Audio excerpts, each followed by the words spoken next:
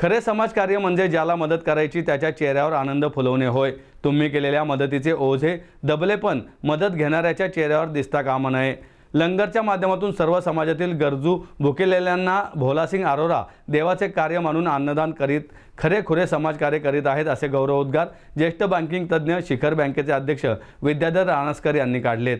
आडकर फाउंडेशनतर्फे गुरुद्वारा श्री गुरुसिंग सभाचे अध्यक्ष भोलासिंग अरोरा यांचा जिद्द जीवन गौरव पुरस्कार देऊन गौरव करण्यात आला। पुरस्काराचे वितरण राणस्कर यांच्या हस्ते झाले, त्यावेळी ते बोलत होते। पत्रकार भवन येथे कार्यक्रमाचे आयोजन करण्यात आले होते। महाराष्ट्र आर्थिक विकास महामंडळाचे उपाध्यक्ष सचिन इटकर, महामाता रमाबाई भीमराव आंबेडकर राष्ट्रीय स्मारकाचे मुख्य संयोजक विठ्ठल गायकवाड, आडकर फाउंडेशनचे अध्यक्ष ॲडव्होकेट प्रमोद आडकर मंचावर होते।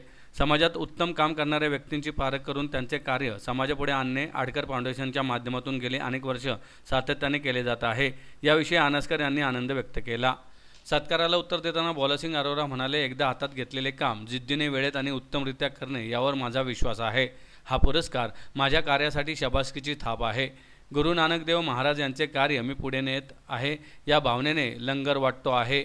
तिरस्कार नव्हे तर कामाचा पुरस्कार व्हावा या भावना असलेल्या व्यक्तीच्या हातून माझ्या कार्याचा केला जाणारा गौरव महत्त्वाचा असल्याचे त्यांनी सांगितलं। स्वागतावर प्रास्ताविकात ॲडव्होकेट प्रमोद आडकर म्हणाले, जिद्द पुरस्कारातून प्रेरणा घेऊन समाजकार्य करणारे हात निर्माण व्हावेत या हेतूने पुरस्काराचे वितरण केले जात आहे। भोलासिंग अरोरा हे कार्यसम्राट व्यक्ती असून भुकेलेल्यांना उत्तम प्रतीचे अन्नदान करते हे लंगरच्या माध्यमातून अनेक वर्ष सातत्याने करत आहेत। बऱ्याच वेळा असं म्हणतं की लहान मनुष्य सांगत असतो की खोटं बोलू नका, पण ते वय इतकं लहान असतं त्यामुळे लोकांना त्याचं महत्त्व वाटत नाही। पण एखादं साधू संन्याशी जर बोलायला लागले की खोटं बोलू नका ते खूप महत्त्वाचं वाटतं। पण एक सामान्य मनुष्य ज्यावेळी स्वतःचे अनुभव एक नैतिकतेच्या स्वरूपात सांगत असतो आणि संपूर्ण जीवनाचं सार अशा प्रकारे सहजतेने सांगून जातात ते शब्दात बसवणं खरोखरच अवघड असतं।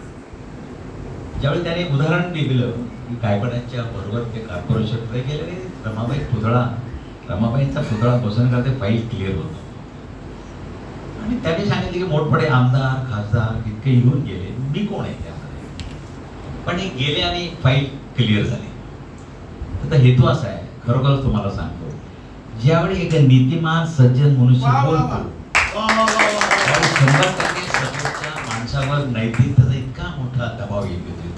आता बोलणारा म्हणजे अतिशय सज्जन असते, प्रामाणिक असतो आणि त्या नैतिकतेचा दबाव भल्या घरानं चुकवतो। त्यामुळे आज तुम्ही एकंदरीतच माझ्या मनात तरी एक पंजाबबद्दल शीख समाजाबद्दल माझ्या मनामध्ये अत्यंत आदर आहे। शीख समाजाची कोणती व्यक्ती हा समाजप्रेम आणि देशप्रेम याचं मूर्तिमंत उदाहरण आपण संपूर्ण भारतामध्ये आपलं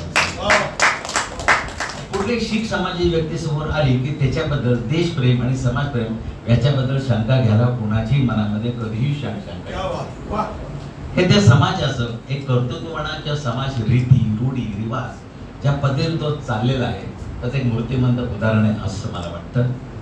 आज अनेक वेळेला सचिनजीने सांगितलं की वर्तमानपत्रामध्ये बातम्या ते खरं आहे सचिनजी, आज हा या पक्षातनं त्या पक्षात गेला, तो याला फोडला, तो असं म्हटला तसं म्हटलं, त्याला फ्रंट लाईनला बातमी म्हणजे खरोखर देवाचं काम आहे, देवाचं काम करतात त्यांना कुठेतरी 5 वेळा 7 वेळा कानावर कुठेतरी छोटीशी बातमी